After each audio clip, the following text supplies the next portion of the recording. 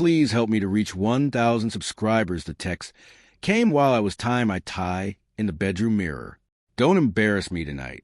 That was all my wife, Melissa, wrote. I stared at the message longer than I should have. My reflection stared back at me. Same navy suit I wore to weddings and funerals, same nervous habit of adjusting the knot 3 times. Embarrass her? I typed back, what do you mean? 3 dots appeared, then disappeared. Finally, just behave around my coworkers. I frowned at the screen. I'd met her coworkers before. A few barbecues, a Christmas party. Nothing strange had ever happened, but something about that text felt off. Like I'd walked into the middle of a conversation I hadn't heard. Melissa worked in marketing for a mid-sized tech company downtown. That night was their big quarterly celebration at a rented rooftop bar.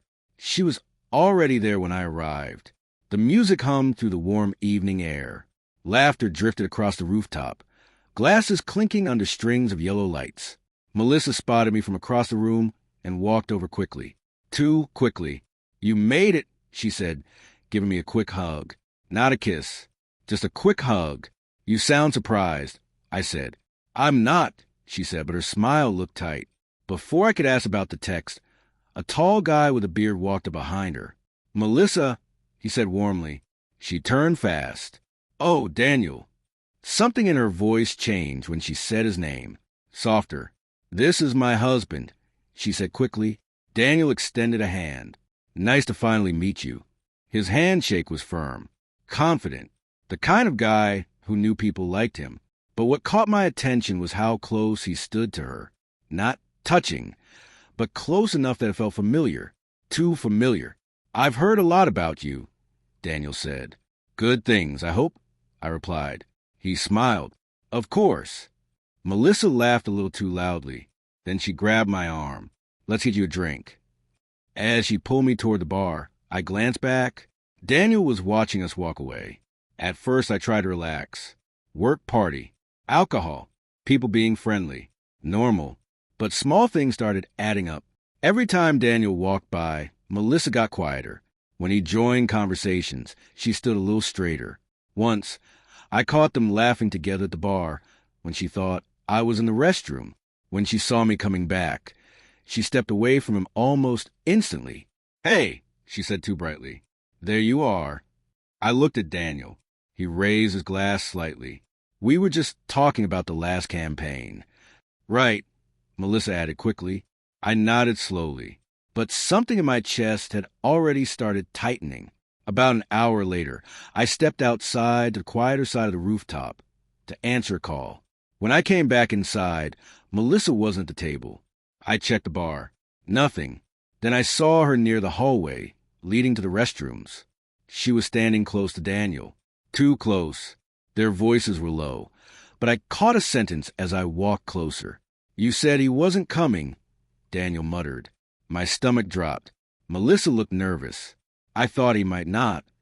Daniel scoffed softly. This is awkward. That was the moment something snapped in my chest. I stepped forward. Awkward for who? Both of them jumped. Melissa's face went pale. Mark.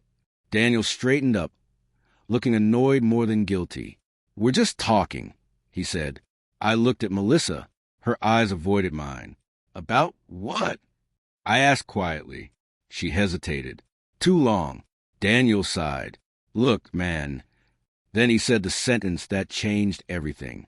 You can't give her what she wants anyway. The words landed like a slap. For a second, the room felt silent, even though the music was still playing.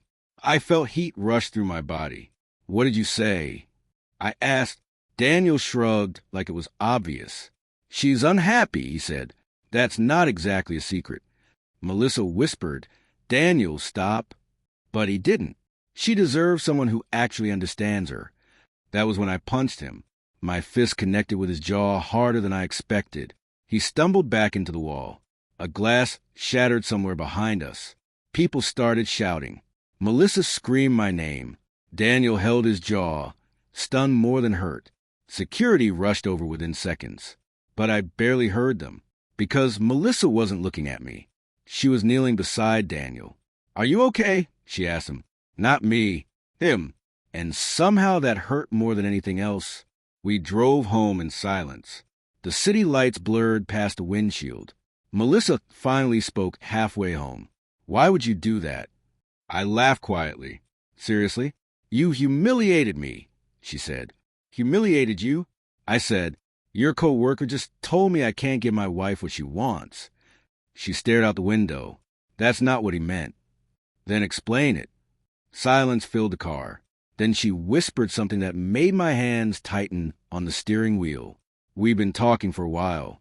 My heart pounded. How long? A few months. A few months. Suddenly, every late meeting, every strange mood, every distant night made sense. Are you sleeping with him? I asked quietly. No, she said quickly, but she didn't sound certain. We just connect. I felt something inside me collapse. 8 years of marriage. Reduced to we just connect. When we got home, we sat at the kitchen table like strangers. Did you love him? I asked. No. Did you think about leaving me? She didn't answer. That was answer enough. Tears filled her eyes. I didn't mean for it to go this far. I nodded slowly. That's the thing about betrayal, I said quietly. It never means to go that far. Melissa moved out 2 weeks later. Not to Daniel. Just away. We tried counseling once. It didn't work. The trust was already cracked in places that couldn't be repaired. But strangely, I don't regret that punch. Not because violence solved anything. It didn't. But because that moment forced the truth into the open. Before that night, I was living inside a version of my marriage that only existed in my head. After that punch, the illusion was gone. And sometimes losing the illusion is the only way you can finally start rebuilding your life.